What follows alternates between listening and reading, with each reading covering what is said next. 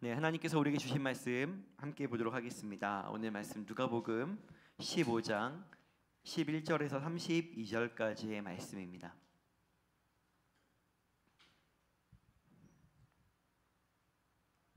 누가복음 15장 11절에서 32절까지의 말씀입니다. 네, 여러분 다 찾으신 줄로 알고요. 저 여러분이 같이 교독하도록 하겠습니다. 제가 먼저 읽겠습니다. 또 이르시되 어떤 사람에게 두 아들이 있는데 그 둘째가 아버지에게 말하되 아버지여 재산 중에서 내게 돌아올 분깃을 내게 주소서 하는지라. 아버지가 그 살림을 각각 나눠 주었더니 그 후 며칠이 안 되어 둘째 아들이 재물을 다 모아 가지고 먼 나라에 가 거기서 허랑방탕하여 그 재산을 낭비하더니 다 없앤 후 그 나라에 크게 흉년이 들어 그가 비로소 궁핍한지라. 가서 그 나라 백성 중 한 사람에게 붙여 사니 그가 그를 들로 보내어 돼지를 치게 하였는데 그가 돼지 먹는 쥐엄 열매로 배를 채우고자 하되 주는 자가 없는지라. 이에 스스로 돌이켜 이르되 내 아버지에게는 양식이 풍족한 품꾼이 얼마나 많은가 나는 여기서 주려 죽는구나. 내가 일어나 아버지께 가서 이르기를 아버지 내가 하늘과 아버지께 죄를 지었사오니 지금부터는 아버지의 아들이라 일컬음을 감당하지 못하겠나이다. 나를 품꾼의 하나로 보소서 하리라 하고 이에 일어나서 아버지께로 돌아가니라. 아직도 거리가 먼데 아버지가 그를 보고 측은히 여겨 달려가 목을 안고 입을 맞추니 아들이 이르되 아버지 내가 하늘과 아버지께 죄를 지었사오니 지금부터는 아버지의 아들이라 일컬음을 감당하지 못하겠나이다 하나 아버지는 종들에게 이르되 제일 좋은 옷을 내어다가 입히고 손에 가락지를 끼우고 발에 신을 신기라. 그리고 살찐 송아지를 끌어다가 잡으라 우리가 먹고 즐기자. 이 내 아들은 죽었다가 다시 살아났으며 내가 잃었다가 다시 얻었노라 하니 그들이 즐거워하더라. 맏아들은 밭에 있다가 돌아와 집에 가까이 왔을 때에 풍악과 춤추는 소리를 듣고 한 종을 불러 이 무슨 일인가 물은데 대답하되 당신의 동생이 돌아왔음에 당신의 아버지가 건강한 그를 다시 맏아들에게 됨으로 인하여 살찐 송아지를 잡았나이다 하니 그가 노하여 들어가고자 하지 아니하거늘 아버지가 나와서 권한대 아버지께 대답하여 이르되 내가 여러 해 아버지를 섬겨 명을 어김이 없거늘 내게는 염소 새끼라도 주어 나와 내 벗으로 즐기게 하신 일이 없더니 아버지의 살림을 창녀들과 함께 삼켜버린 이 아들이 돌아오매 이를 위하여 살찐 송아지를 잡으셨나이다. 아버지가 이르되 예 너는 항상 나와 함께 있으니 내 것이 다 내 것이로되 이 내 동생은 죽었다가 살아났으며 내가 잃었다가 얻었기로 우리가 즐거워하고 기뻐하는 것이 마땅하다 하니라. 아니라 아멘. 네, 여러분 말씀은 굉장히 길었지만 사실 우리 모두가 너무나도 잘 알고 있는 유명한 이야기입니다. 예수님을 믿는 자나 혹은 믿지 않는 자들도 이것을 어떤 예시와 교훈으로 많이 알고 있는 이야기, 돌아온 탕자에 대한 이야기입니다. 아주 간단하게 설명을 하면은 부잣집 아들이 둘이 있습니다. 근데 그 중에 둘째 아들이 말이죠. 여러분 꼭 둘째 아들이 좀 철이 없기 마련입니다. 좀 저희 집은 예외긴 한데요. 예. 자기가 앞으로 받을 자기가 누릴 유산들을 미리 다 달라고 합니다. 땡겨달라 그래요. 그래서 이거를 받아가지고 이제 아버지가 줍니다. 이걸 받아가지고서는 다른 나라로 가서 정말 허랑방탕하게 아무 유익이 없고 소비되고 아무것도 남지 않는 것으로 다 소진해 버립니다. 거기서 돈을 다 잃어버리니까 갈 데도 없고 이제 겨우겨우 남의 집에서 돼지 치다가 그 돼지가 먹는 열매 같이 먹다가 아 우리 아빠네 집은 참 먹을 게 많은데 하면서 아빠네 집으로 돌아옵니다. 돌아올 때 어떻게 돌아와요? 그냥 떳떳하게 돌아오는 게 아니라 난 죄인이다. 나는 죄인이니까 나를 종으로 부려먹으면서라도 여기서 좀 있게 해달라 이렇게 말합니다. 그러니까는 아버지가 무슨 종이냐 너는 내 아들이지 그러면서 막 달려와서 안아주고 좋은 거를 막 먹여주고 이렇게 잔치를 베풉니다. 근데 그때 큰 형이 말이죠.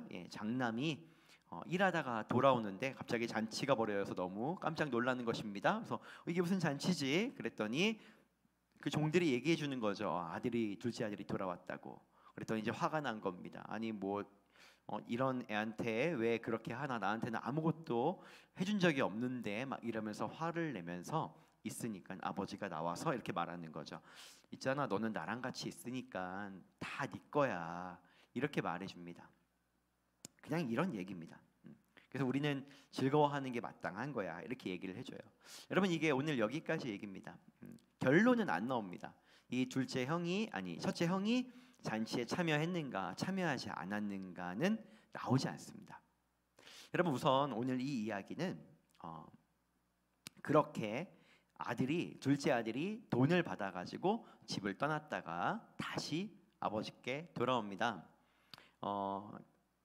아버지 입장에서는 잃은 아들을 잃어버렸다가 찾은 것이고 아들의 입장에서는 아버지를 잃어버렸다가 찾은 것인데 저는 이제 이 모습을 보면서 좀 그렇게 봅니다. 그러니까 이게 진짜 아버지를 만나는 과정이다.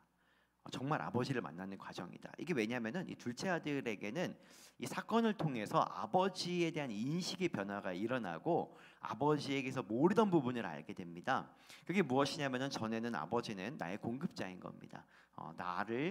내가 필요한 거 나한테 반드시 유산을 줄 분이라고 하는 게 첫 번째 정체성이고 제일 중요한 모습이에요. 그래서 이거를 받아가는 게 제일 중요한 거죠. 그에게 아버지의 모습은 그 모습인 것입니다. 근데 여러분 그 아버지는 그렇게 돈을 줄 수 있는 그런 분이기도 하지만 또 어떤 분입니까? 이 아들이 다 탕진하고 돌아와 보니까 이제는 다른 아버지를 만납니다. 어떤 아버지냐면은 그 전에는 나에게 공급해 주시는 아버지, 이게 첫 번째 아버지에 대한 모습이었다라고 한다면은 나한테 유산을 물려줘야 되는 아버지였다라고 한다면은 지금은 나를 용납해 주는 분, 나를 이해해 주는 분, 나를 용서해 주는 분으로 이 아버지를 바라보는 모습이 바뀔 것입니다. 여러분은 어떻습니까? 우리가 인생을 살다 보면은 사람들과 함께 어울리는데 이 사람의 첫 모습이 바뀔 때가 있습니다. 그게 무엇이냐면 여러분이 딱 그 사람을 떠올렸을 때 인식이 되는 것 말이죠. 어떤 분은 여러분 제가 순전한교회 담임 목사인데 우리 교회 성도들 중에 어떤 분은 저를 딱 보면은 설교자다 이렇게 생각할 수도 있습니다. 어떤 분은 이렇게 돌아온 이 아들의 모습처럼 되게 용납해 주는 분이다 이렇게 생각하는 분도 있습니다. 어떤 분은 또 그럴 수 있어요. 혈액형이 A형이라 그랬지 그러면서 다소 속이 좁은 저의 모습을 기억할지도 모릅니다. 사람을 인식했을 때 첫 모습이 있어요. 그 모습에 변화가 온다라고 하는 것은 그 사람을 다시 만났다라는 것입니다. 여러분 이 둘째 아들은 아버지를 몰랐습니다. 그러니까 아버지랑 같이 살았어요. 아버지랑 같이 있었거든요. 그러니까 몸은 아버지랑 같이 있었는데 그러나 진짜 아버지를 안 것도 아니고 정말 아버지랑 같이 있었던 것도 아니에요. 근데 이 둘째 아들이 이제 이런 1년의 시간을 보내면서 어느 정도의 시간을 보낸 다음에 진짜 아버지를 만나게 되죠. 아버지를 아는 것이 더 풍성해졌고 훨씬 더 가까워졌고 이 전에 알던 아버지의 그림에서 진짜 아버지의 모습에 가까워졌습니다. 그래서 저는 이 모습을 그렇게 봅니다. 아버지를 다시 만났다가 아니라 진짜 아버지를 만났다 이제 이렇게 말이죠. 저는 이제 여러 가지 각도로 볼 수 있지만 그리고 우리가 이것을 이제 우리가 하나님께로 돌아가자 이렇게도 생각할 수 있지만 어쨌든 저는 이걸 아버지와 아들의 관계에서 이런 각도로 한번 보았습니다. 여러분 우리는 어쩌면 우리 인생에도 우리가 하나님을 만났잖아요. 여러분 하나님을 만났습니까? 우리의 신분이 하나님의 아들 맞습니까?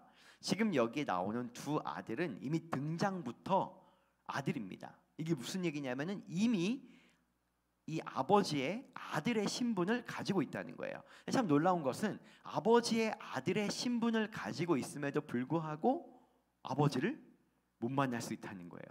아버지랑 매일매일 같이 먹고 사는데 아버지를 모르고 못 만날 수 있다는 거예요. 여러분 어쩌면은 우리의 모습도 우리가 매일매일 하나님을 부르고 성경을 읽고 예배를 드리고 그렇게 살고 있지만 그리고 예수님을 믿어서 하나님의 아들의 신분과 직분을 획득을 했지만 어쩌면 우리에게도 이 둘째 아들과 같은 어떤 시간들을 보내야만 또 진짜 하나님을 만나는 순간이 또 올지도 모르겠습니다. 이제 이런 각도에서 이야기를 좀 더 해보려고 하는데요. 여러분 이제 예전에는 그 둘째 아들의 이 성경 구절에서 둘째 아들에게 포커스가 많이 맞춰졌어요. 그래서 여러분 다 주님께로 돌아갑시다. 하나님 떠나면은 우리는 결국에는 돼지 밥 먹고 사는 겁니다. 주님께 돌아옵시다. 이제 이런 얘기를 많이 하다가 최근에 이제 이 둘째 아들에서 첫째 형으로 이렇게 포커스가 많이 옮겨지면서 첫째 형의 마음과 삶과 태도에 대해서 이렇게 좀 중요하게 여겨지는 그런 좀 분위기가 됐는데요. 여러분, 우리가 진짜로 예수님께서 오늘 이 이야기를 통해서 우리에게 무슨 얘기를 하고 싶으신가를 알려면 이 첫째 아들, 그러니까 이 둘째 아들을 대하는 아버지를 바라보는 첫째 아들의 태도를 보아야 예수님이 진짜 이때 하고 싶은 말씀에 가깝다라고 저는 생각을 합니다. 여러분, 왜 그러냐면은 이것은 성경이 말해주고 있는데 오늘 이 이야기를 예수님이 왜 하시는가를 알면 됩니다. 오늘 읽은 누가복음 15장은 이렇게 시작을 합니다. 우리 1절부터 3절까지를 함께 읽어보도록 하겠습니다. 네.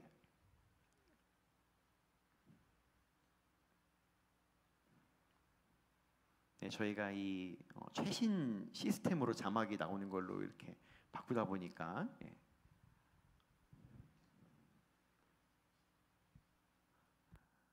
네, 우리 누가복음 15장의 첫 번째 1, 2, 3절 같이 한번 읽어보겠습니다. 시작. 모든 세리와 죄인들이 말씀을 들으러 가까이 나아오니 바리새인과 서기관들이 수군거려 이르되 이 사람이 죄인을 영접하고 음식을 같이 먹는다 하더라. 예수께서 그들에게 이 비유로 이르시되. 지금 여러분, 오늘 이 얘기를 왜 하는 것이냐면요, 집 나갔다가 돌아오는 사람에 대한 얘기를 하려고 하는 게 아니라, 아쉽게도 그런 얘기를 하려고 하는 게 아니라 바리새인과 서기관들이 예수님 앞에 나왔습니다. 그리고 시비를 걸고 있는 거예요. 예수님한테 뭐라고 시비를 거냐면은 예수님이 죄인들이랑 같이 뭘 먹고 마시고 하고 있는 거거든요. 여러분, 그러면 안 돼요. 죄인들과 가까이 지내면 안 되는 게 맞거든요. 근데 죄인들이랑 먹고 마시고 이러고 있으니까는 굉장히 이 율법을 어기고 있는 예수에게 굉장히 화가 나고 막 불만이 일어나고 이래서 이제 와가지고 얘기를 하고 있는 거예요. 당신 왜 죄인들과 먹고 마십니까? 그리고 뭐라고 되어져 있냐면 영접한다라고도 말해요. 이거 뭐냐면 예수님이 그들을 오히려 잘해주는 거예요. 죄인들을 잘해주고, 죄인들을 벌 줘야 되는데 잘해주고, 막 이런 사람들을 막 잘해주고 있는 거를 지금 굉장히 기분 나빠하면서 예수에게 시비를 걸고 있는 겁니다. 그래서 예수님이 그들에게 말해주는 거예요. 그들에게 말해주는 비유가 몇 가지가 나오는데 그 중에 한 가지 비유입니다. 제가 지난주에 말씀드렸듯이 이 누가복음 15장부터 16장까지는 계속해서 잃어버린 것에 대한 이야기를 하고 있다고 그랬어요. 그래서 첫 번째는 양을 잃어버린 목자의 비유, 이런 비유가 나오고요. 그리고 돈을 잃어버린 여인에 대한 비유도 나와요. 이제 그 다음에 이 탕자에 대한 비유인데 앞에 있는 두 비유는 잃어버린 것을 찾는 아버지의 마음만 나옵니다.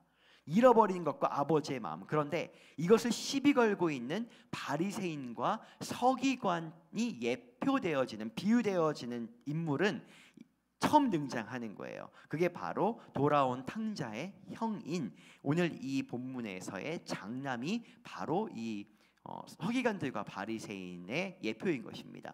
그렇기 때문에 지금 예수님이 이 예시를 들면서 누구한테 말을 하는 것이냐면 잃어버린 자들한테 말을 하는 게 아니라 잃어버린 자들에게 선대하고 있는 예수님에게 시비를 걸고 있는 바리새인과 서기관들에게 말씀을 하시는 거기 때문에, 그렇기 때문에 오늘 이 이야기의 포커스는 지금 동생이 이런 일이 있었구나, 이런 동생한테 아버지가 이런 일을 해주는구나, 즉 예수님이죠. 예수님이 이렇게 해주는구나. 근데 이것을 바라보고 있는 형의 관점을 제시를 해줘야 이 얘기가 결국은 바리새인과 서기관들에게 하는 말이 된다는 것입니다. 여러분 잘 이해가 되시죠?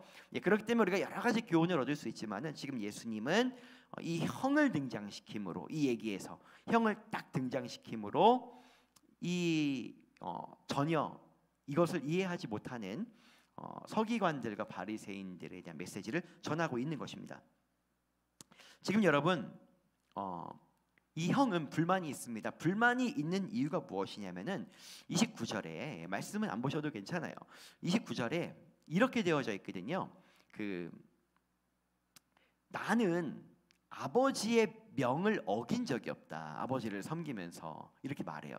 지금 무엇이 중요하냐면은 아버지가 시킨 일을 한 번도 안 한 적이 없다는 거예요. 이게 이 큰 아들한테는 굉장히 중요한 이슈입니다. 굉장히 당당한 거예요. 내가 이 동생보다 뭐 더 대우를 잘 받고 뭐 이런 건 떠나서 지금 내가 뭐 동생한테 송아지를 잡아가지고 파티를 열어주었으면은 나한테도 그 정도 해줘야 된다라고 하는 당위성을 뭘로 가지고 있냐면은 내가 아버지의 명을 정확하게 지켰다. 이제 이걸 가지고 얘기를 하고 있는 거예요. 여러분, 바리새인과 서기관들이 불평을 한다라고 이야기를 해요. 이게 참 재미있는 표현인데요. 아까 읽었던 그 1, 2, 3절 말씀에 서기관들이 수군거려 이르되 이렇게 되어져 있거든요. 근데 이 수군거리다는 원어가 불평하다, 불만을 표출하다 이런 뜻이 있어요. 왜냐하면은 당시에 예수님은 뭐 모든 이들한테 슈퍼스타였어요. 예수님과 함께 밥을 먹고 예수님을 만나고 예수님과 함께 시간을 보내는 것이 진짜 중요한 것이거든요. 그런데 예수님이 바리새인과 서기관들처럼 이게 정말 율법도 잘 지키고 위대한 신앙인들을 만나주는 게 아닌 거예요. 그러니까 불만이 있는 거거든요. 그러니까 지금 이들의 불만이 무엇이냐면은 그 서기관들과 바리새인의 불만도 어디에 있냐면은 자신들이 하나님이 시킨 율법을 다 지키고 있다라는 것이 본인에겐 중요한 이슈인 거예요. 그런데 율법을 다 지킨 우리들을 내버려두고 자기 것을 다 가지고 막 그 이방인들 같은 사람, 하나님이 하지 말라고 한 거 한 이 둘째 아들과 같은 죄인들과 같이 파티를 벌리고 있으니까 기분이 나쁜 거거든요. 이게 똑같은 거예요. 지금 이게 정확하게 그렇게 언급이 되는 겁니다. 내가 아버지를 여러 해 동안 섬기면서 한 번도 명을 어긴 적이 없다. 바리새인들과 서기관들도 뭘 말하는 거냐면은 내가 한 번도 율법을 어긴 적이 없다. 그러니까 이 특혜는 내가 받아야 되는데 왜 저들이 받아야 하는가라고 하는 똑같은 관점에서 예수님이 지금 그렇게 이야기를 하고 있는 거예요. 근데 여러분, 이제 여기에서 굉장히 중요한 게 있습니다. 제가 앞서서 뭐라고 여러분들에게 말씀드렸냐면은 둘째 아들로 잠깐 생각을 옮겨보세요. 둘째 아들이 그 전까지는 아버지랑 같이 살았었는데 근데 아버지를 몰랐다 그랬어요. 그러니까 몸은 아버지랑 같이 살았는데 사실 진짜 아버지를 못 만났다 그랬어요. 그런데 이 과정을 거치면서 어떻게 되었다고요? 진짜 아버지를 만났다고요. 지금 큰아들과 둘째 아들이 이 두 아들이 다 있는데 두 아들이 사실은 처음 등장할 때부터 아버지랑 같이 사는데 진짜 아버지는 모르는 겁니다. 진짜 아버지를 만나지는 못한 것입니다. 여러분, 둘째 아들은 나한테 돈을 주는 아버지라고 인식을 했어요. 나한테 유산을 물려주는 아버지라고 인식했어요. 여러분, 이거는 행위를 인식한 것일까요? 그러니까 아빠의 행위를 안 것일까요? 마음을 안 것일까요? 행위를 안 거예요. 앞으로 줄 행위를 안 거죠. 그런데 다시 돌아와서 죄인인 나를 대하는 아버지의 행위를 보고 아버지의 무엇을 알게 된 것입니까? 아버지의 마음을 알게 된 거예요. 마음을. 여러분, 우리가 사람을 알 때, 누군가를 알 때 보면은 뭐 이렇게 말할 수 있잖아요. 저 사람은 누구예요? 그러면은 저 사람은 설교하는 사람이에요. 저 사람은 누구예요? 저 사람은 교회 청소하는 분이에요. 저 사람은 누구예요? 교회에서 드럼 치는 봉사하는 분이에요. 여러분, 이거는 저 사람을 우리가 안다고 할 수 있을까요? 아니에요. 아주 극히 일부죠. 극히 일부. 왜냐하면은 드럼 치는 분이 오늘 여기 드럼 굉장히 막 멋지게 잘 치시는데 드럼 치는 분이 드럼만 잘 치는 거 아니거든요. 기타도 잘 쳐요. 예. 그럼 기타 칠 때는 기타 치는 사람이 되는 거예요. 그러니까 이게 정체성이 아닌 거예요. 근데 사람이 변하지 않는 본질은 무엇이냐면 그 마음이에요. 그 마음. 저 사람은 누구예요? 저 사람은 교회에서 또 드럼 치는 봉사하는 분인데 마음이 너무 따뜻해요. 되게 긍휼이 넘쳐요. 아빠보다 훨씬 나아요. 그러면서 이러면은 뭐냐면 진짜 그 사람을 아는 거예요. 여러분 우리가 사람을 안다라고 하는 건 그 사람 마음을 아는 것을 말합니다. 사람이 편해져야 그 사람을 알게 되니요. 왜냐하면은 편해져야 자기 마음을 드러내 보이기 때문인 거예요. 근데 여러분 둘째 아들이 그렇게 아버지를 몰랐다가 그렇게 아버지를 알게 돼요. 만나게 돼요. 근데 지금 여러분 이 형도 문제가 있어요. 형은 뭐는 너무너무 잘해요. 일은 정말 잘해요. 일은 내가 아버지가 시킨 일은 다 잘했다는 거예요. 근데 아버지가 시킨 일을 그대로 하는 거는 참 잘하는데 아버지의 마음은 모르는 거예요. 아버지의 마음은. 왜냐하면 여러분 아버지의 마음을 알면은 이 잔치에 참여하겠어요, 안 하겠어요? 참여하죠. 아, 아빠 마음이 이렇구나. 아빠는 이런 분이구나. 여러분 참 재밌는 게 무엇이냐면은 여기를 사실은 둘째 아들이 돌아온 집은 누구 집이에요? 여러분들이 혹시 부모님이랑 같이 사는 분이 있어요? 여기서? 그러면은 여러분 집에서 그렇게 말해요? 내가 지금 내 엄마네 집에 살고 있습니다. 이렇게 말해요? 여러분이 부모님이랑 같이 살고 있으면 그렇게 말해요? 아니죠. 뭐라고 말해요? 우리 집이라고 말해요. 그게 우리 집이라고 말하거든요. 그렇잖아요. 근데 여기서는 뭐라고 표현되어 있냐면 아버지의 집이라고 표현되어 있어요. 이게 굉장히 중요한데 이게 무엇이냐면 하나님과 하나님의 나라를 예표하는 거예요. 그래서 이것은 이 집이라고 하는 이 아버지의 집이라고 하는 구성은 하나님의 마음과 하나님의 뜻, 아버지의 마음과 아버지의 뜻대로 고스란히 녹아져서 그것이 실현되고 운영되는 게 아버지의 집입니다. 하나님의 나라도 하나님의 마음과 하나님의 뜻이 고스란히 녹아지고 실현되는 게 하나님의 집이고 하나님의 나라입니다. 즉 그렇기 때문에 여기에서 이것을 이렇게 말하는 것은 이 아버지 집이라고 말하는 것은 이 집을 이해한다라고 하는 것, 그리고 이 집에 산다라고 하는 것은 무엇을 의미하냐면 아버지를 알아야 그 집이 무엇인지를 알고 아버지를 만나야 그 집에서 사는 거예요. 여러분 둘째 아들을 보세요. 둘째 아들이 돌아갈 때 뭐라고 인식을 해요? 이 집에 대해서 내가 이 집에 가서 뭔가 먹으려면 종이 되어서 일해야 된다라고 이 집을 그렇게 이해하고 있어요. 왜요? 이 집을 왜 그렇게 이해하냐면 아빠를 그렇게 이해하니까 집도 그렇게 이해하는 거예요. 이해가 되십니까? 그렇기 때문에 아버지에 대한 인식과 집에 대한 인식은 다른 거예요. 그래서 이걸 어떻게 표현할 수도 있냐면은 아빠를 모른다는 것은 그 집에 살았으나 산 것이 아니다. 그러니까 이게 좀 아이러니하죠. 아빠랑 같이 살았지만 아빠를 만난 것이 아니다. 아버지의 집에 살았지만 아버지의 집에 산 것이 아니다. 아들의 직분을 받았지만 아들로 산 것이 아니다. 이게 둘째 아들이었던 거예요. 근데 둘째 아들이 이 시간을 겪고 아버지를 알게 되니까 그 집을 알게 되고 집을 알게 되니까 집을 누리게 되고 종으로 섬기지 않아도 파티를 자기가 누리게 되고 그리고서는 진짜 아들로 살게 되는 겁니다. 근데 이것은 무엇이냐면 딱 하나를 관통하는 거죠. 그게 뭐냐면은 아빠의 마음이에요. 아빠의 마음. 다른 말로 하면 아빠의 시선이에요. 아빠의 시선. 이거를 알게 되니까 그 집에서 살고 아들이 되는 겁니다. 지금 여러분 이 형은 아빠의 마음을 몰라요. 그러니까 이제 충격을 받는 거예요. 이야, 열심히 일했던 나한테는 송아지 새끼 한 마리 안 잡아줬는데 이게 뭐야?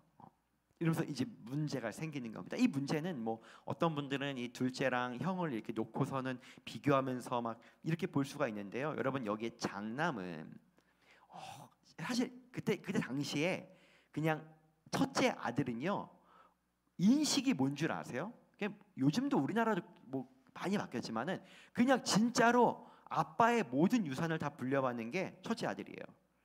유산만 물려받아요. 축복도 다 받아요. 모든 것을 통째로 정말 다 받는 게 첫째 아들이에요. 아빠의 가장 좋은 거를 잘 누릴 수 있는 존재가 첫째 아들이에요. 이 아들이 자기가 누구인지도 모르고 우리 집이 어떤 집인지도 모르고 나중에 이 아버지가 돌아가시면 이 집은 누구게 되는 거예요? 내게 되는 거예요. 여기 있는 종들은 누구의 종이 되는 거예요? 자기의 종이 되는 거예요. 그냥 그냥 그런 자기가 누군지도 모르고 아빠의 마음도 모르는 거예요. 그러니까 여러분 지금 이 형도 뭐 하고 있는 거냐면은 아빠의 일은 열심히 했어요. 그런데 아빠의 마음은 몰라요. 그러니까 이 사람도 아빠랑 살고 있는데 진짜 아빠랑 살고 있는 거예요? 아니에요. 몸은 아빠랑 있는데 아빠랑 살고 있는 게 아닌 거예요. 아빠의 일은 열심히 해주는데 뭐 하는 거예요? 아빠랑 만난 게 아닌 거예요. 아빠를. 내가 이 집의 일은 열심히 하고 이 집에서 먹고 자고 하고 있는데 진짜 아버지 집에 살고 있는 거예요? 아닌 거예요. 그럼 진짜 이 사람은 자기가 첫째 아들인 거예요? 아니에요. 첫째 아들의 직분과 신분은 받아놓고 첫째 아들로 못 살고 있는 거예요. 바리새인과 서기관들이 이거를 질투하면서 왜 우리는 율법을 다 지켰는데 왜 죄인들하고만 먹고 사는가? 죄인들하고만 저렇게 죄인들한테만 선대해 주는가라고 할 때 이 뿌리 난 것은 무엇이냐면은 자신들이 율법은 다 지키는데 하나님의 마음을 몰라요. 하나님의 마음을. 여러분 이것은 구약 시대에 거의 그 출애굽부터, 그러니까 거의 뭐 아담과 하와가 선악과를 먹은 다음부터도 그렇지만은 그 출애굽, 모세를 보내서 출애굽 시켜가지고 이 예수가 다시 예수님이 이 땅에 오기 전까지 하나님이 속 터져하는 게 뭔 줄 아세요? 선지자들도 하나님의 마음을 몰라요. 선지자들이 하나님의 마음을 몰라가지고 승질나가지고 써진 선지서가 요나서예요. 하나님이 시킨 일은 해요. 하나님이 시킨 일에 순종은 해요. 근데 이거 모르는 거예요. 왜 순종을 하라고 하는가? 율법을 쭉 얘기해 줘요. 쭉 얘기. 여러분 율법을 이렇게 보자. 율법을 하나하나의 명령으로 보시면은요. 이걸 지켜라. 이런 사람은 이렇게 해라. 이건 이렇게 해라. 이건 이렇게 해라. 이렇게 되어져 있거든요. 근데 이거를 명령으로 보면 그런데 이거를 마음으로 보면은 이 율법을 쓴 존재의 마음을 보자라고 마음을 보면은 딱 정말 두 개예요. 그 뭐냐면은 너의 이웃을 네가 너 몸뚱아리 소중하게 여기는 것만큼 너의 이웃도 소중하게 생각해야 돼. 진짜 소중한 거야. 알겠지? 그리고 하나님을 더 사랑해야 돼. 알겠지? 그래서 예수님이 그냥 쉽게 얘기하는 거예요. 우리가 지켜야 되는 계명이 무엇입니까? 그럼 딱 그것만 얘기하는 거예요. 너희 하나님 여호와를 사랑하고 목숨을 다하여 마음을 다하여 몸을 다하여 사랑하라. 그리고 너의 이웃도 사랑해라. 이게 그 율법에 고스란히 적혀져 있는 거예요. 그러니까 참 놀라운 것이 무엇이냐면 이들이 일은 열심히 하고 율법은 열심히 지키는데 이 율법을 왜 지키라고 하는지 하나님의 마음은 모르고 딱 이걸로만 나눠지는 거예요. 지금 첫째 아들을 보세요. 첫째 아들은 이게 하나님의 아버지의 마음은 아무것도 소용이 없고 율법을 지키면 나도 유익을 얻어야 한다. 딱 이거밖에 없는 거예요. 율법을 지키면 유익을 얻는다. 아버지 집에서 아빠를 이해하면은 아빠의 시킨 일을 잘 하면은 나도 유익을 얻어야 된다. 관계가 이거밖에 없는 거예요. 관계가 이거밖에 없는 거예요. 그러니까 지금 바리새인과 서기관들도 뭐 하고 있는 거예요? 율법을 잘 지키면 자기들이 선택받은 백성으로서 하나님의 유익을 자기들이 누린다. 이거밖에 없는 거예요. 그냥 내가 열심히 하고 유익을 누린다. 이거밖에 없는 거예요.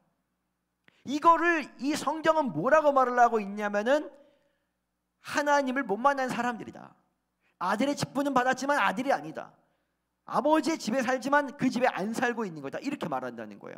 여러분 우리를 잠깐 비춰보면 어쩌면 여러분 우리가 이 신앙생활을 이런 종교생활처럼 그렇게 하고 있다면 내가 열심히 여기 와서 봉사하고 여기 와서 열심히 예배 드리고 한 번도 안 빠지고 뭐 하고 착한 일을 하고 뭐 하고 그러면은 하나님이 나한테 잘 해줘야 된다. 이것을 하나님과 나와의 그냥 관계로 내가 열심히 기도하면 좋은 일을 해주시고 그냥 이 관계로만 딱 이것이 우리의 관계면은 우리는 어쩌면 천국 가서 충격받을지 몰라요.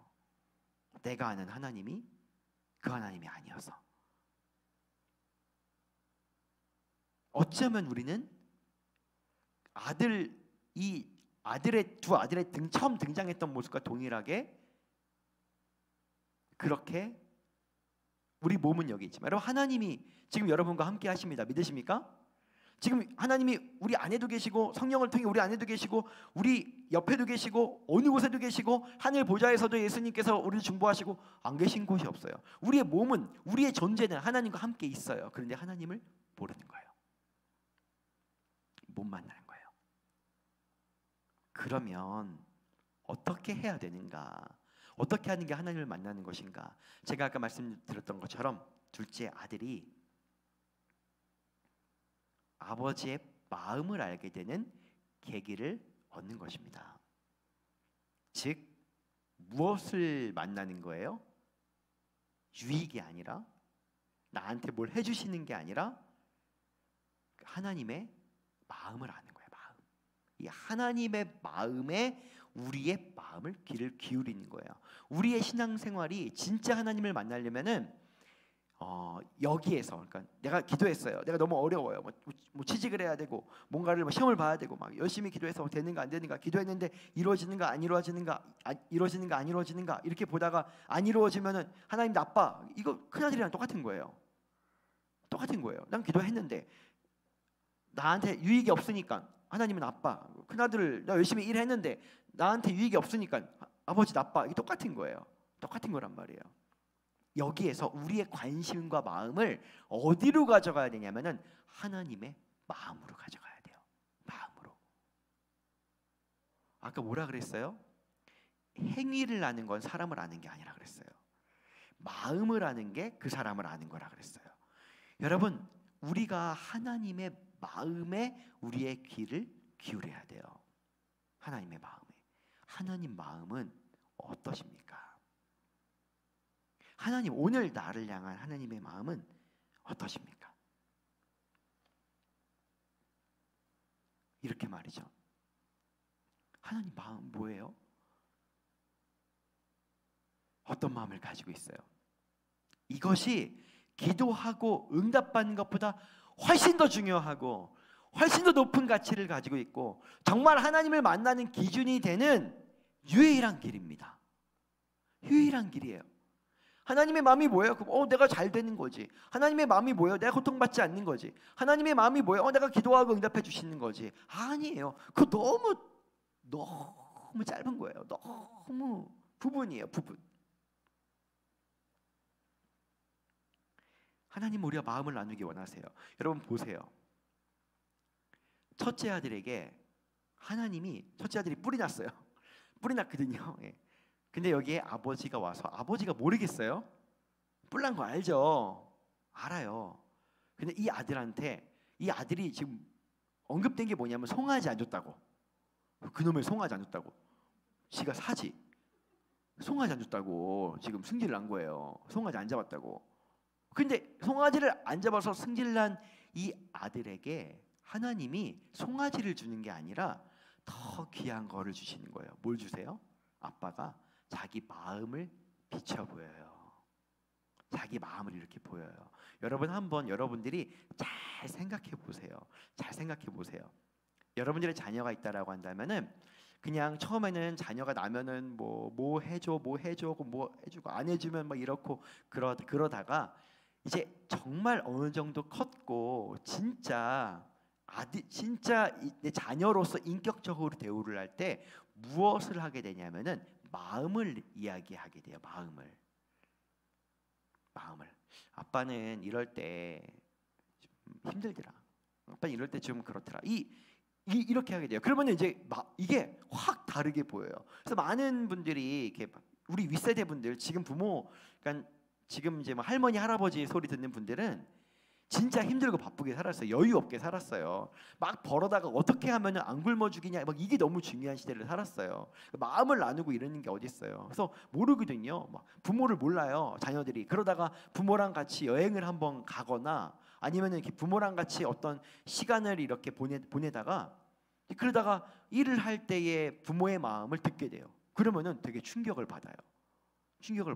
제가 뭐 청년 시절 청년들 사역을 많이 하고 막 이럴 때 보면은 내가 아빠를 다시 만난 것 같아요. 그런 얘기를 하잖아요. 그러면은 무슨 어떤 이유가 있어가지고 집에 어려운 일이 있었든 아니면 자기가 진짜 힘든 일이 있었든 뭐 때문에 이 아버지랑 마음을 나누게 돼요. 그러면은 우리 아빠가 이런 분인지 몰랐다. 이렇게 얘기를 합니다. 이렇게 얘기를 해요. 그때가 진짜를 알게 되는 거예요. 진짜를. 그러니까 이 아버지가 큰아들한테 와가지고 뭘 하냐면은 큰아들이기 때문에 가장 귀한 아버지의 마음을 비춰주는 것입니다. 물론 한글로 번역된 거지만은 그렇게 얘기하잖아요. 예, 그렇게. 있잖아, 나는 너 동생 죽은 줄 알았어. 나는 너 동생 얼굴 다시는 못 볼 줄 알았어. 걔가 더 좋아서가 아니야. 너가 더 싫어서가 아니야. 송아지가 문제가 아니야. 그냥 다시는 못 볼 줄 알았는데 그 아들을 본 거야. 그러니까 나는 지금 너무너무 잔치를 벌이고 싶은 거거든. 내가 이 마음을 너한테 보여준다. 왜냐면 너 너무 귀하니까. 너는 내 큰아들이니까. 이렇게 큰아들의 대우를 이렇게 해주고 있어요. 그러나 머릿속에 뭐만 있어요? 오로지 세 글자. 시옷 이응 지읒. 송아지. 나를 위해 송아지를 잡았는가 안 잡았는가. 이거만 있는 거죠. 이렇게 마음을 나누는 거예요. 이렇게 마음을 나눠주는 거예요. 이거를 이 아들이 받잖아요. 진짜 받잖아요. 그러면은 마음을 받는다는 게 뭐예요? 상황은 안 변해요. 송아지는 안 줘요. 그래도 이 아들이 회복이 된다라고 한다면은 그 마음 때문에 회복이 될 수 있어요. 아, 아빠가 나를 정말 존중해 주는구나. 아빠가 나한테 이 마음을 나눠주는 게, 내 동생한테 이런 얘기 안 해줬는데 나한테 이 마음을 이렇게 보여주는구나.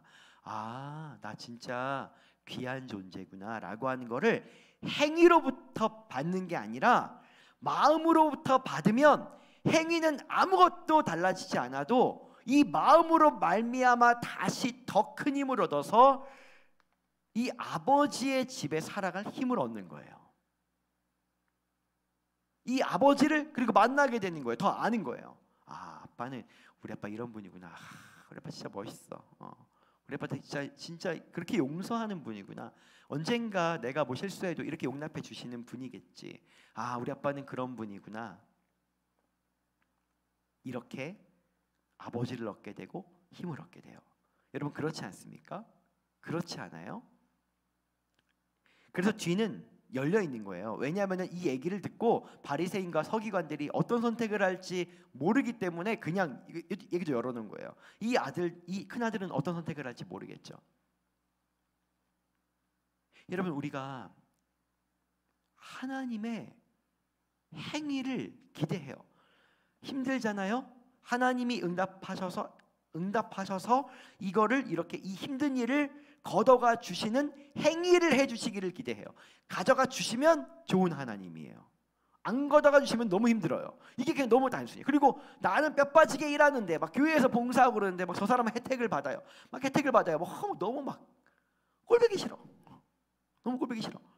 그러면 하나님이 행위를 해주셔서 저 사람의 혜택을 없애주시고 나한테 혜택을 주는 행위를 해주시면 살 것 같아요. 근데 여러분 이거는 너무 단편적이고 부분적이고 일시적인 거예요. 그게 아닌 거예요. 우리를 살리는 건 무엇이냐면은 마음이에요. 하나님의 마음이에요.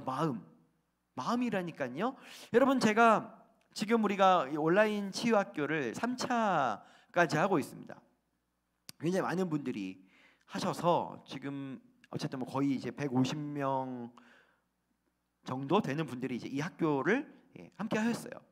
제가 이 세 번째 분들은 온라인으로 함께 소그룹할 때 들어가서 기도 제목도 좀 듣고 기도도 해주고 그러는데 세상에 기가 막혀요. 기가 너무너무 막혀. 막 나눔을 듣는데 제가 너무 부끄러워요. 저보다 너무 헌신적이야. 너무 헌신적이에요. 너무 헌신적이고 진짜 교회를 위해서 교회와 하나님 나라에서 삶의 전체를 막 다 투자를 하고 있어요. 근데 그럼 기뻐야 되나요? 힘이 나고 기뻐야 되나요? 근데 기쁘질 않아요. 너무 힘들어. 또 때로는 자기를 정죄해요. 내가 더 열심히 해야 되는데 막 정죄해요. 얘기를 쭉 듣고 보니까 뭐가 있냐면은 열심히 일하고 열심히 행함은 있는데 모르냐면 하나님의 마음을 몰라요. 마음을 몰라요. 그래서 제가 그렇구나 하고 듣고서는 열심히 하나님께 기도하고 그러면 하나님 주시는 그 마음을 제 마음에 하나님 이런 마음이구나 하는 마음을 이렇게 꽉 차게 해주셔서 그 마음을 전달해 줬어요. 그게 무슨 마음이냐면은 이런 마음이에요. 열심히 하나님 위해서 일을 하고 뭐 모두 하는데 이제 막 힘이 붙인 거예요. 힘이 붙이는데 행위가 와야죠. 행위가 와야 돼요. 하나님의 행위가 뭐냐면은 하나님의 일을 없애주시거나 일을 좀 조금 해주시거나 뭐 아니면은 뭔가 보상을 해주시거나 이러면 힘을 얻을 것 같은데 막 그런데 그게 아니라 마음이 하나가 딱 떨어지는 거예요. 그게 뭐냐면은 야, 너 고맙다. 너 지금 네 형편도 참 어려운데 너 나한테 쏟아놓을 기도 제목이 너무 많은데 근데도 네가 오히려 힘든 사람과 함께 머물러줘서 고맙다. 이 마음 하나에 여러분 이게 행위예요? 이게 행위예요? 어떻게 보면은 돈으로 때울 거 입으로 때우는 것 같지 않아요? 예. 그 우리가 하는 말로. 근데 이 마음이 그분들에게 진실함으로 딱 떨어지니까 막 울어요. 네. 막 울어요. 그리고 어떻게 하냐면 다시 그 길을 걸어갈 힘을 얻어요. 마음이에요. 마음이에요. 하나님의 마음, 나를 어떻게 보는가 하나님의 시선, 이거예요. 이게 진짜 아버지를 아는 거예요. 진짜 아버지를, 진짜 하나님을 아는 거예요. 내가 열심히 일하고 열심히 봉사해도 이거 하나님 나라에 사는 게 아니라 그 하나님이 나를 어떻게 보는가, 이 시선, 나를 정말 미치도록 사랑하는 그분이 나를 어떻게 사랑하는가를 아는 그 마음이 정말 고맙고 때로는 우리에게 또 미안하기도 하고 정말 우리를 안쓰럽게도 보고 그렇지만 너 힘들지만 나랑 같이 가자라고 따뜻하게 부르시고 이런 이 마음을 모르면은 일은 하고 예배는 드리고 무엇은 하지만은 이게 진짜 아버지를 만난 게 아닌 거예요. 그러니까 지금 이 형님 그런 거죠. 그러니까 잔치에 참여를 못하는 거예요. 일은 하지만 잔치에 참여는 못하고 있는 거예요. 아, 그렇구나.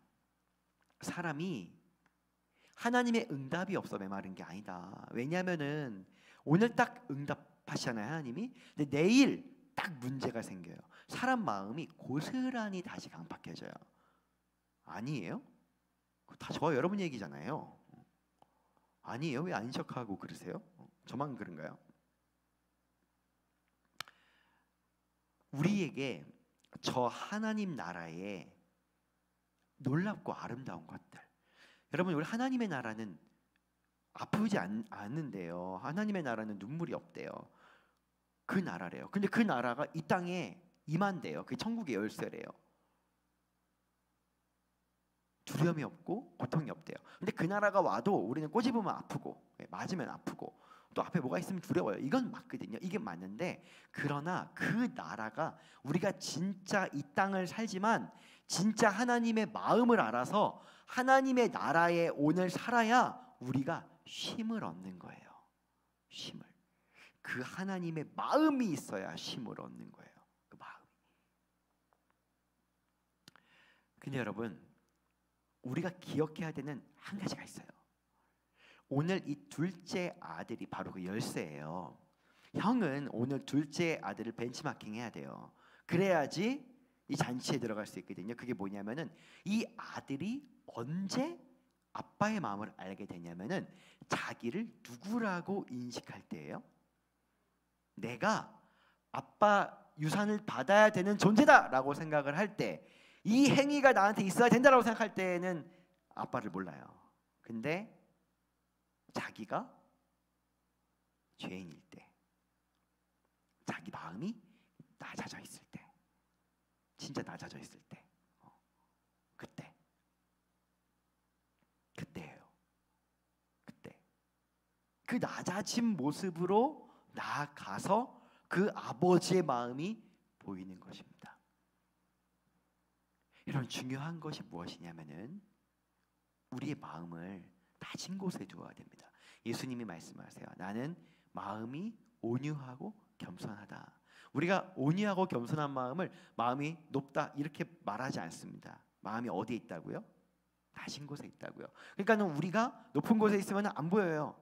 왜 안 해줘? 왜 이렇게 돌아가? 왜 이런 식으로 하지? 뭐 왜 이래? 안 보여요. 절대 안 보여요. 그 나라 하나님을 알지도 못하고 만나지도 못하고 그 마음을 알 수도 없어요.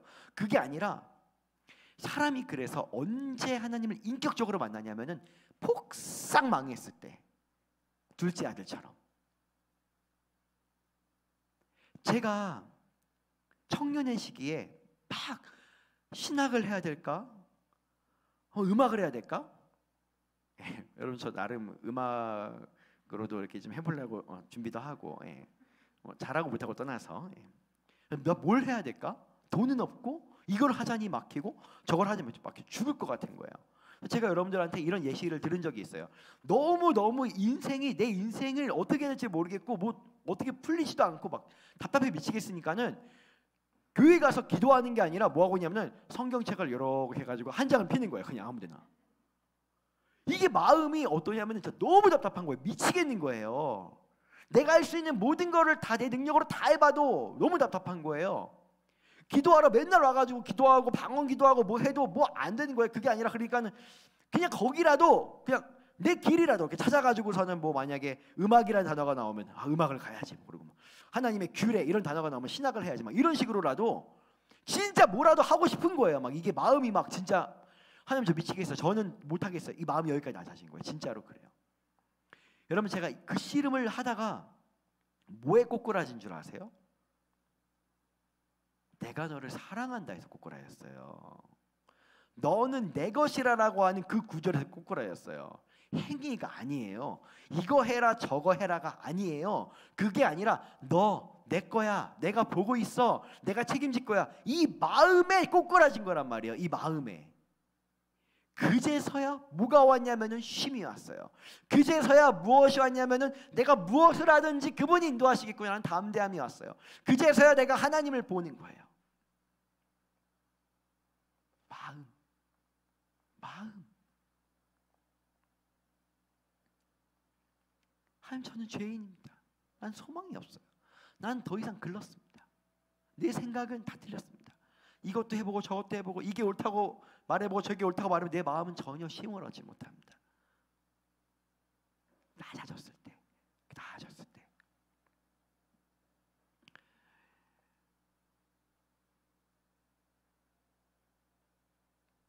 그리고 이 낮은 마음을 가지고 뭘 하는 것이냐면은 기다려야 돼요. 기도 시간에 앉아가지고 주님 마음 주십시오. 모르겠네. 목사님 모르겠어요. 이게 아니에요. 그 갈망을 담아두는 거예요. 여러분 생각해 보세요. 사람이 진짜 갈망하면 그거 안 사라져요. 여러분 우리가 목이 마르잖아요. 목이 마른 상태가 되면 이 목 마른 상태는 내가 자고 일어난다고 사라져요?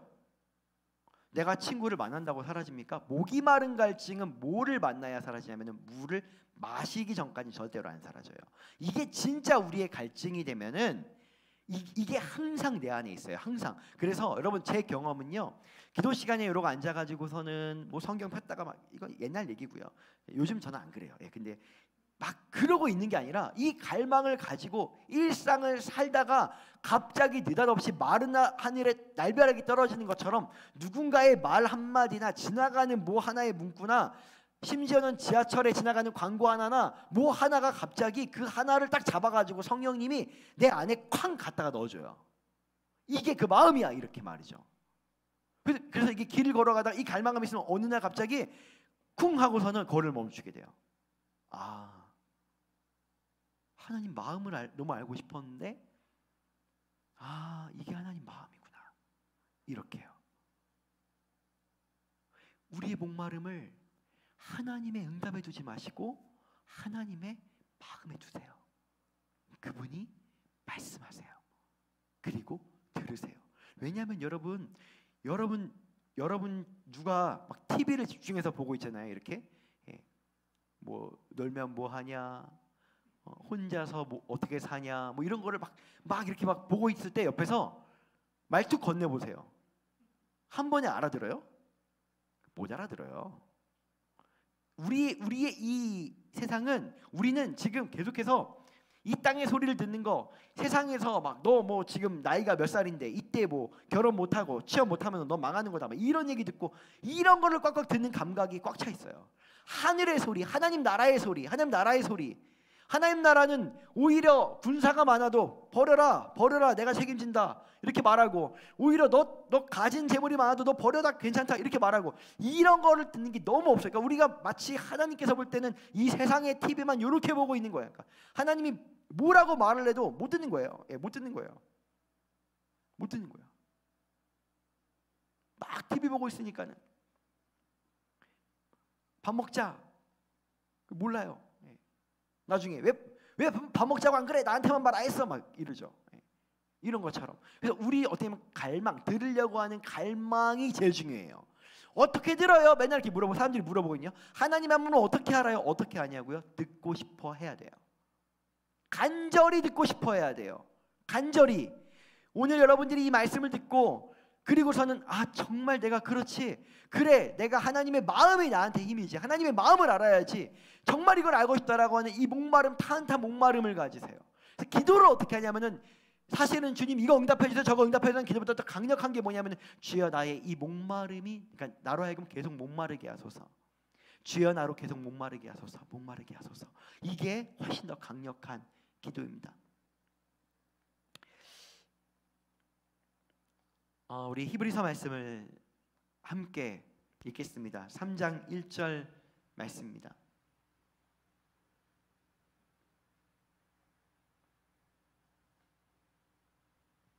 함께 읽죠. 시작. 그러므로 함께 하늘의 부르심을 받은 거룩한 형제들아, 우리가 믿는 도리의 사도이시며 대제사장이신 예수를 깊이 생각하라. 말씀을 마치면서 여러분, 이 마음이 우리를 살게 합니다.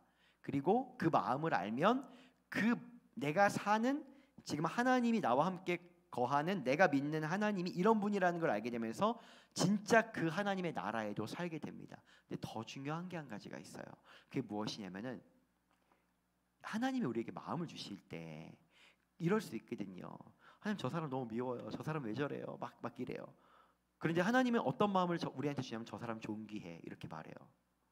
그럼 여러분, 이게 뭐냐면 내가 느끼는 실제와 그분의 마음이 거리가 있어요. 이렇게 괴리감이 있어요. 여러분, 이게 축복입니다. 왜냐하면은 이때 우리가 예수님을 깊이 생각해야 돼요.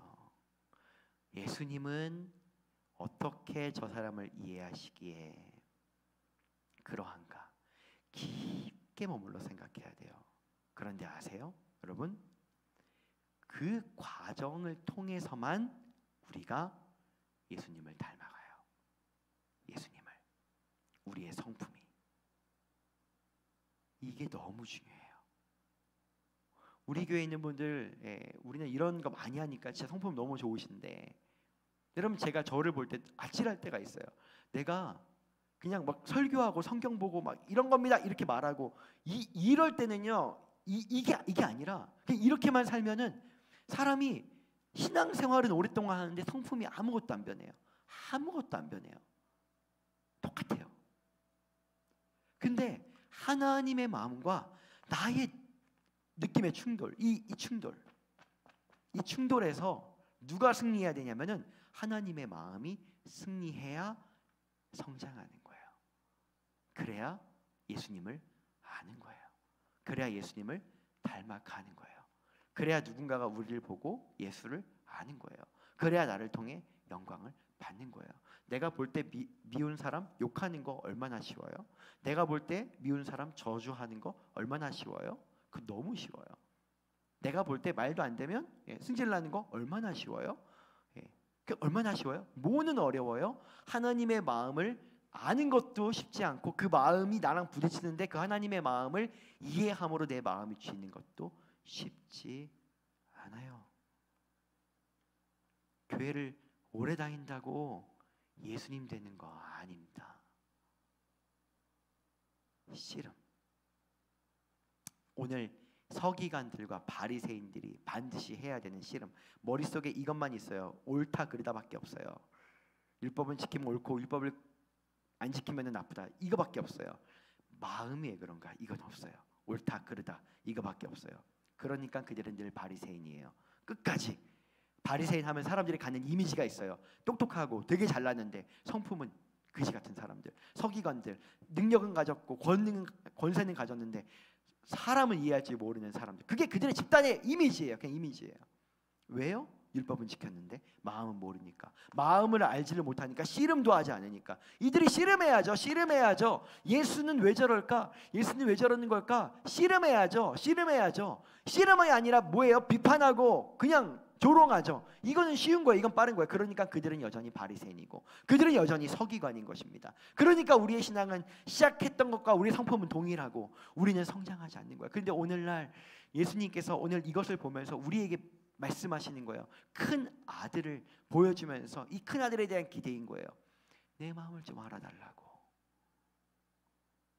아들아, 너가 커서 내가 죽고 너가 이제 이 집의 주인이 되면 너도 내 행위가 아니라 내 마음으로 이 집을 다스려야지.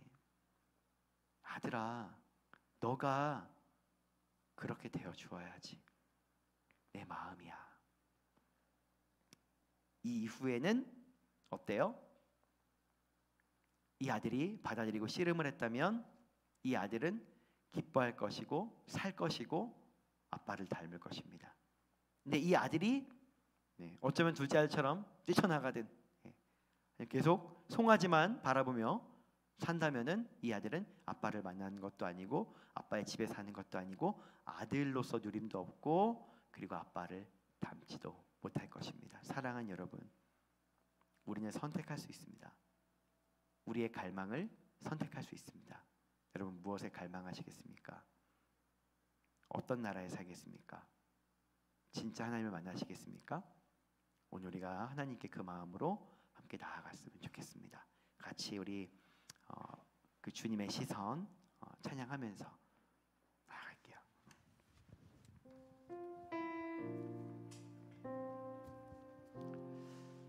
특별히 여러분, 마음에 쉼이 없는 분들이요, 계속 하루에 수많은 분노와 막 이런 것들이 왔다 갔다 하시는 분들, 여러분 왜 그러시냐면은 나빠서가 아니라 열심히 사셔서 그래요. 진짜 소진될 만큼. 그래서 이제 뭐가 필요하냐면은 아빠의 마음이 필요한 거예요. 우리 이 시선을 좀 그분에게 두고 우리 이 노래 같이 한번 불렀으면 좋겠습니다. 흐르는 시간이 한숨만 남기고, 흐르는 시간이 한숨만 남기고, 반복된 실패 속 지쳐갈 때 내 맘의 소망이 눈물 조각, 그분의 마음이 내 곁에 다가와 부르시네. 주님의 시선, 주님의 시선, 나를 비추시고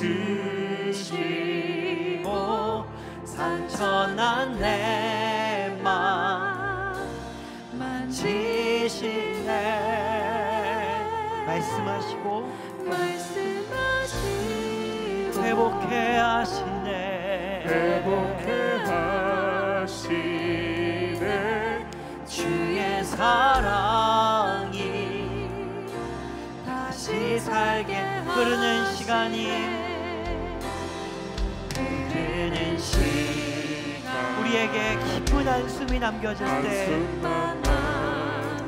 우리의 마음이 요동쳐갈 때, 못된 실패 속 지쳐갈 때 내 마음의 소망이 모두 눈물로 변해갈 때, 그분의 사랑이 부르시네. 주님의 시선, 주님의 시선, 나를 비추시고 상처난 내 맘 만지시네.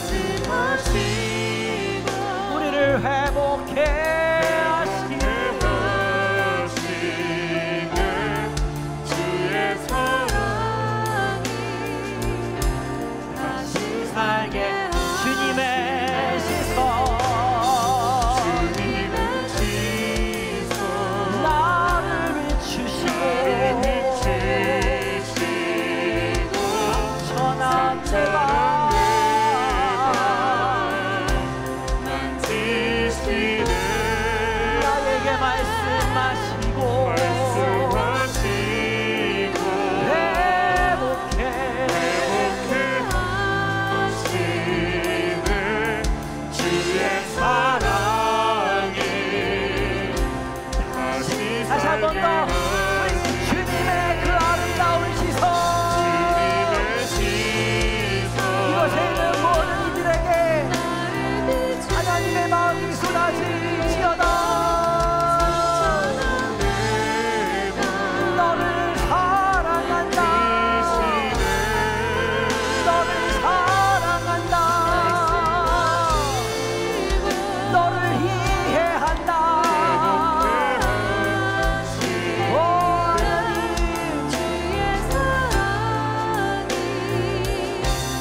다시 한 번 더 고백하죠. 주님의 시선,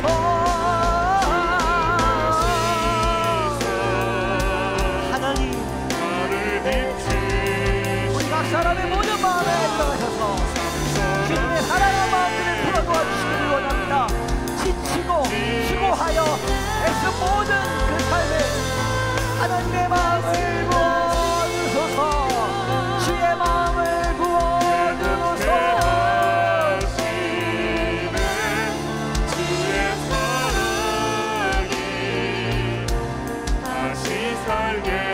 우리 함께 이 시간 기도하죠. 하나님, 지금 나를 어떻게 생각하십니까? 정죄하기를 포기하시고 우리를 이해하기 위해서 인간의 모든 고통을 십자가에서 다 채우라신 그분이 오늘 나한테 뭐라고 말씀하실까요? 여러분, 잘 모르겠어도 성경 전체가 우리한테 딱 한마디를 하거든요. 성경 전체가 우리한테 딱 한마디를 해요. 뭐라고 한마디를 하냐면은 네가 누구든지, 네가 어떻게 살았던지, 너가 뭘 했던지 나는 너를 죽도록 사랑한다. 이 한마디가 성경인 것입니다. 여러분, 오늘 우리 가운데 좀 그분의 마음에 귀를 기울이시고 여러분이 하나님이 여러분들에게 좀 말해주는 것처럼 좀 그렇게 여러분 마음에 손을 얹고 이렇게 좀 말해보세요. 사랑하는 자야, 내가 너를 사랑한다. 내가 너를 사랑하고 내가 너의 최선을 이해하며 내가 너를 아름답다고 여긴다. 너는 존귀하다. 그렇게 하나님께서 좀 얘기해보세요. 그분의 사랑이 우리 가운데 흘러오도록 우리 주님의 사랑 앞에 나아가죠. 다같이 기도하겠습니다.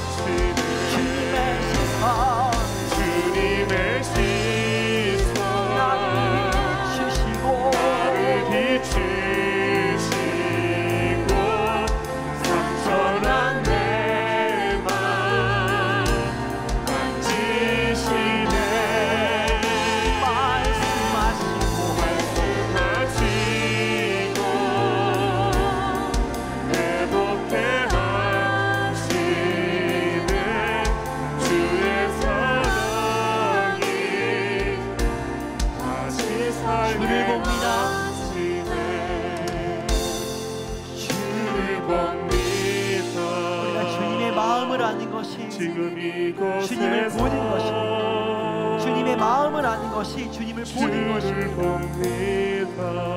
주님을 보는 것입니다. 지금 이곳에서 주를 봅니다.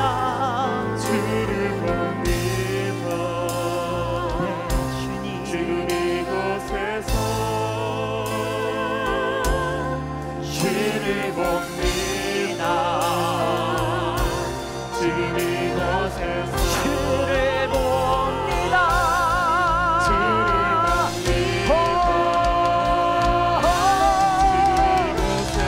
하나님, 우리가 주님을 마음을 보므로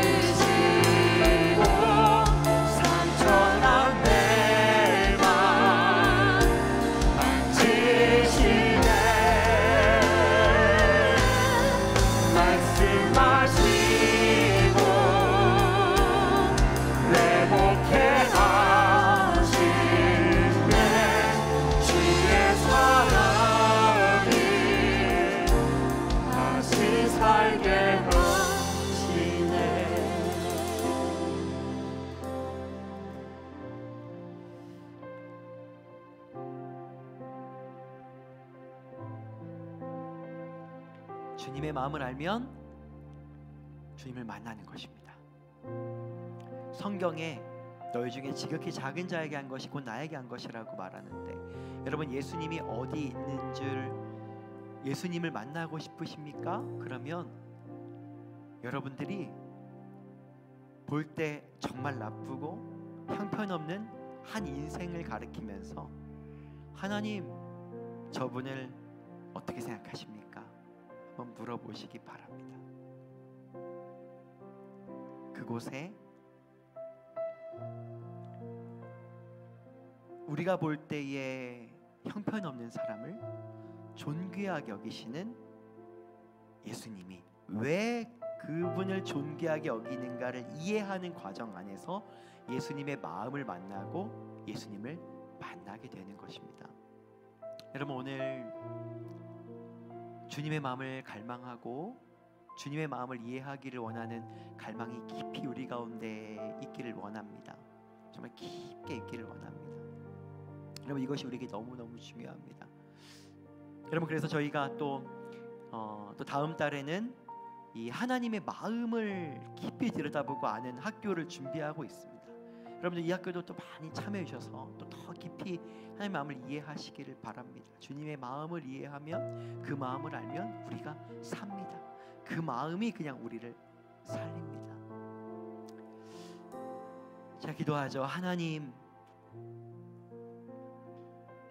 열심히 주의를 해보아도, 열심히 선한 일을 해보아도 이 마음에 턱턱 걸리고, 때로는 하루도 내 마음이 쉬는 날이 없는데, 주님, 우리의 마음을 낮춰주시고 죄인이 되게 하시고 이 약하고 낮은 자리로 우리를 인도해 주셔서 주님의 마음을 알게 하시고 그 마음으로 살아남을 경험하게 하여 주시기를 원합니다. 우리 하나님은 인격체보다 더 인격적인 분이신데, 우리가 바리새인과 서기관처럼 우린 율법을 지키고 주님은 응답해 주시고 유익을 주시고 이 관계를 벗어나서 진짜 아버지의 집으로 들어갈 수 있도록 그 아버지를 알게 하여 주시고 만나게 하여 주시옵소서. 아멘. 그 마음이 우리를 살리리라. 그 마음이 우리를 살리리라. 그 마음이 우리를 살리리라. 아멘. 이제는 우리 하나님의 그 아들을 십자가에 못 박음으로 우리를 향한 그 마음을 보이신 하나님의 그 크신 아버지의 사랑과 아버지의 마음과, 그리고 그 아버지의 마음을 보이기 위해서 능히 십자가에서 순종하신 예수 그리스도의 놀라우신 은혜와, 또 오늘날 우리로 하여금 그 마음을 우리 가운데 들려주시기 위해서, 또 우리로 하여금 그 예수님을 더 닮아갈 수 있도록 때론 고민하고 씨름하는 그 아름다운 자리에 초청하시는 성령님의 인도하심이 오늘 이곳에서 주님의 마음 앞에 갈망합니다라고 고백하는 귀한 성도들과 지역과 교회와 나라와 열방 가운데 지금부터 영원토록 함께 하시기를 간절히 축원하옵나이다. 아멘.